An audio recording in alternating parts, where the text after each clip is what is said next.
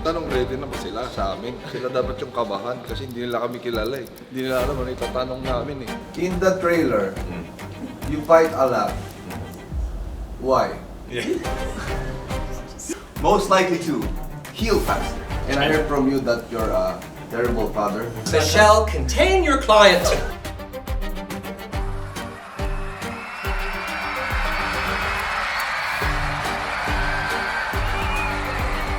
Ayan po, kakatapos na po ng fan meet, fan event. Sobrang saya kasi nakita namin ulit yung best Maraming friends namin. salamat. Siyempre, Disney, #1. Pangarap ko may interview yung dalawang superhero na to in real life. Mas pangarap ko na mag-interview sa kanila kasama tong gwapo na to.